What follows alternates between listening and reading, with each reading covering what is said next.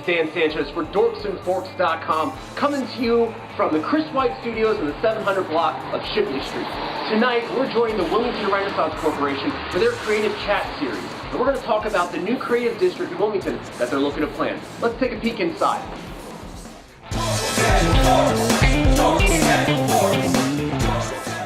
I'm here with my very good friend Alfred Lance, who's the project manager with the Wilmington Renaissance Corporation. Alfred, you and I go way back to college. That's right. Almost got 10 or so years ago, if not more, plus or minus, that we graduated. Now tell me about what's going on here with the Creative Chat series and what we're looking to do moving forward. Absolutely. So the Creative Chat series is an outreach program that WRC established to basically unpack ideas in the Creative District Plan that we developed along with a number of partners to establish a creative district here in Wilmington. So what we're doing is bringing key speakers from places throughout the United States, mostly in the local region, that are doing things that are identified as assets that we should be focusing on developing here in Wilmington for the sake of establishing a creative district. So tonight we have Della Clark from the Enterprise Center, and we're specifically focusing on the Johns Hamilton Culinary Kitchen Incubator. So the idea here is just to learn a little bit more about the concept of a kitchen incubator so that folks in the community in Wilmington and the surrounding area can have a better understanding of what it is that we mean by bringing that sort of facility to Wilmington. Very cool. Now, within that confines of the whole creative district in Wilmington, it's my understanding that we're looking at a radius from 9th Street, down Market, across 4th, and up Washington. Is that right? That's right. That was the study area for the boundary for the planning effort of the creative district. And really that was chosen because when you take a look at the number of assets, the arts and entertainment organizations, the entertainment venues and such, there's a huge cluster of organizations concentrated, over 50 of them right there near this area. That's the study boundary. However, we know that there are lots of creative assets that extend, far beyond that local geographic area. So what we're looking though is to focus our energy in revitalizing that specific target geographic area, but also to raise sort of awareness of the greater artistic and creative community that exists within Wilmington. And I think that's something that's awesome to have that concentrated district going on. And we're not just talking about performing arts or anything like that. We're talking, like Della's going to be here tonight, talking about culinary arts and the whole nine yards. So can you speak more on that, about what we're looking for?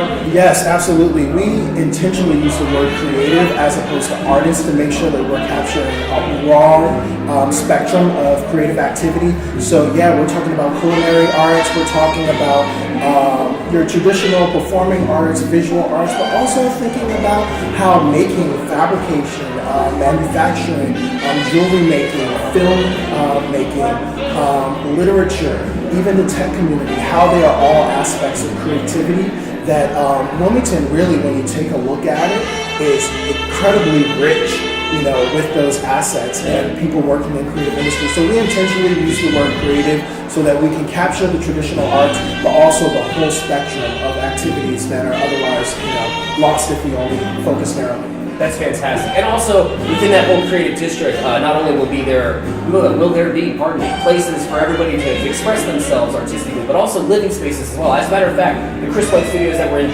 today has some living space above us, the first of its kind for the artist and the creative district here. So within that whole creative district, it's not just play, it's living and retail, the whole nine yards, right? Absolutely. I mean, we envision the creative district to be a vibrant mixed-use community that has places for people to live, that has places for people to shop, that have places for creative individuals to do their work, whether they're production spaces, shared office spaces, rehearsal spaces, studios, performance venues for people to see dance, theater, comedy, what have you, to take dance courses. So we are definitely envision this to be a very vibrant mixed-use community where people can get in and sort of explore whatever aspects of creativity that they're interested in.